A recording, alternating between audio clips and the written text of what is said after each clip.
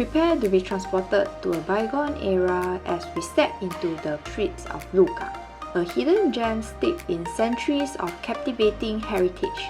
Lugang beckons us to embark on a mesmerizing journey through time.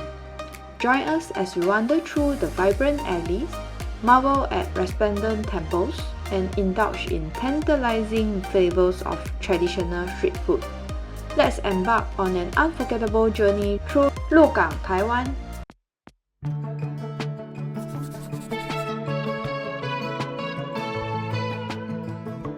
It's another morning here at Taiwan and we are still at Taichung Station and we will be heading to Changhua Lugang today. Just this morning, pretty funny, we actually were standing here at this bus stop and the bus that we wanted to see just went past us. So it's another 30 minutes wait.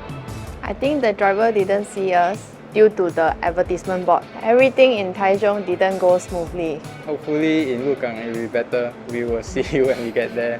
Bye.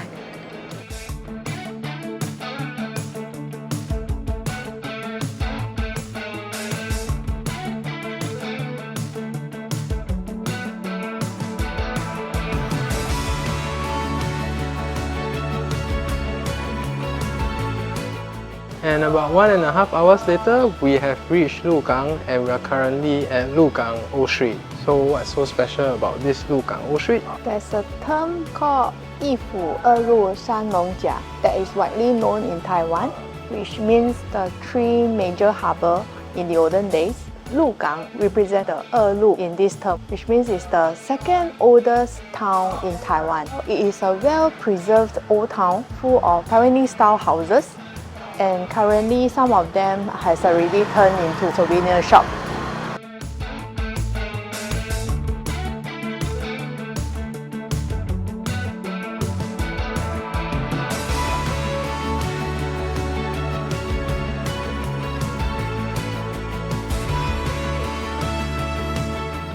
When you are in Lugang, there is a specialty that you need to try. It's called mian cha. So we bought a mian cha kakigori, which is the modern style of eating mian cha, and also the traditional version. We read online, basically they grind different kind of nuts and then they put some sugar into the powder and it becomes this layer of powder.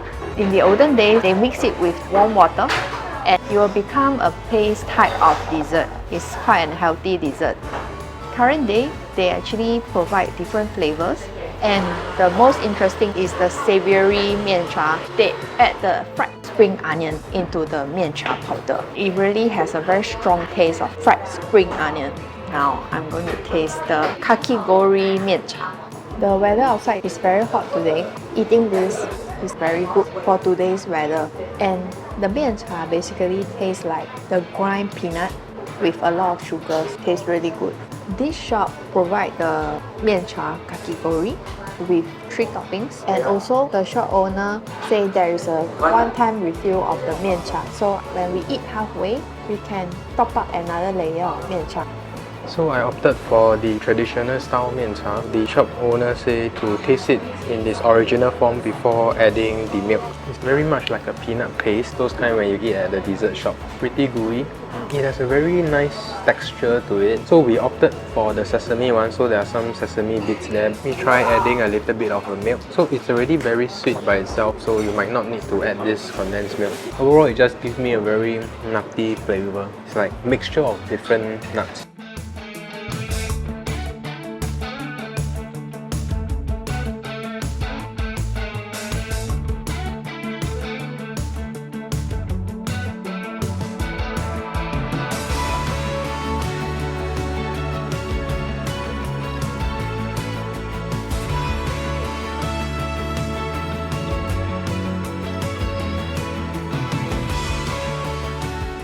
Behind me is the Osmanthus Art Village. In the olden days, this street is used for osmanthus cultivation. Now the street has been renovated into Japanese houses, and inside the houses there are different artists selling their craft.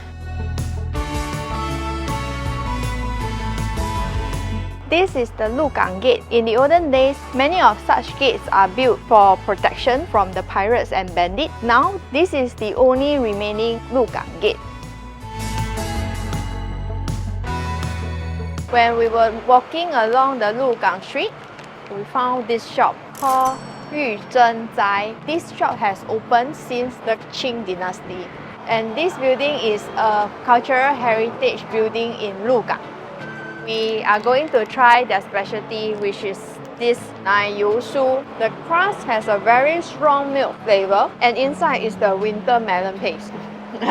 Sean is mian because we both don't like the winter melon paste. But this winter melon, I feel is quite acceptable. It's not so sweet, and I think they added some salt inside, so it's a bit salty plus sweet. You can try because it's since Qing dynasty. It might not be this pastry, but this shop has been here since Qing dynasty. Behind me is the building called Shi Yi Lou. It has been a place for poets and writers to get together in the old times. We are now at Nine Turns Alley. It's called Jiu Qu Xiang in Mandarin. The nine here is not literal. It means there is many curves in this alley. There are two purposes building these multiple curves for the alleys. One is to prevent the straight line attack from the bandits and pirates. The second is to deter the cold sand laden winds from the coast in winter.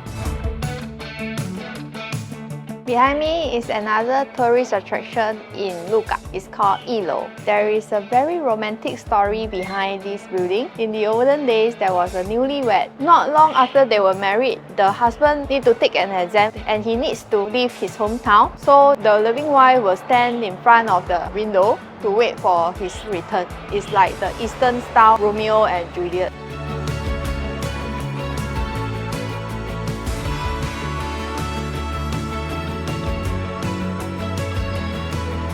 We are now at one of the must-eat bao in Lugang. It is called the Zhen Rou Bao store. In front of the store, there are several articles. There's even one by the Wall Street Journal.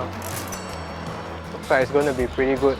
I'm holding onto it. It's very light and fluffy. Very high expectation of this.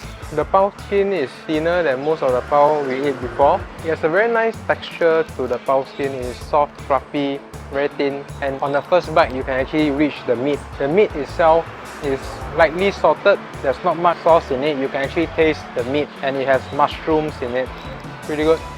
The next one is their sesame bun, and the reason why we chose this sesame bun is because both of us like sesame a lot, and on the board where they were showing all the flavors, they were saying that this black sesame is handmade by them.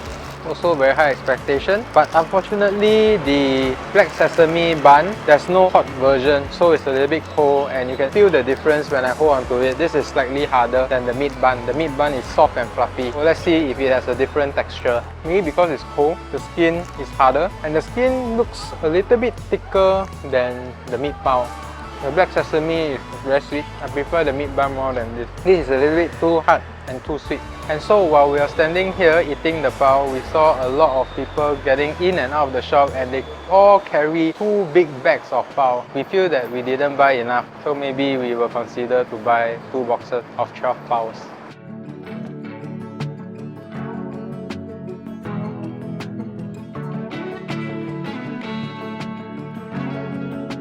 Behind me is the Lugang Longshan Shi. It is the largest temple in Lugang, and it is said to be the best preserved and most aesthetic Qing dynasty architectural work in Taiwan. There are 5 portals leading into the third courtyard. This is an indicator of the temple elite status, as large temple usually only has 3 portals.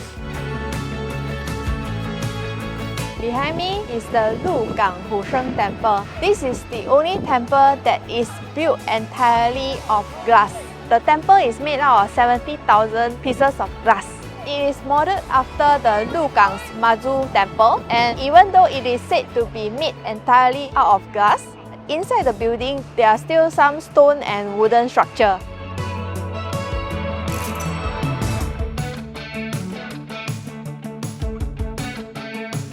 We are now at my cake shop. In Mandarin, it's called Mai Si Jia. This shop is famous for their taro cake. Seems like this cake has been endorsed by a lot of TV programs and different artists.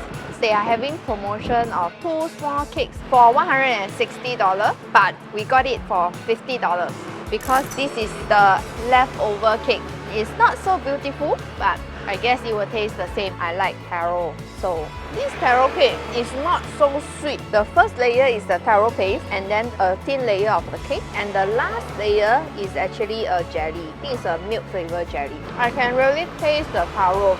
It tastes like the old school taro ice cream, but it's in a paste texture. I like it.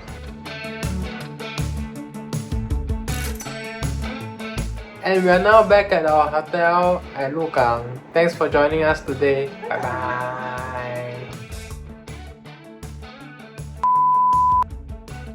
Big bang. Now we know why they need to build the 9 turns. It's really very windy here.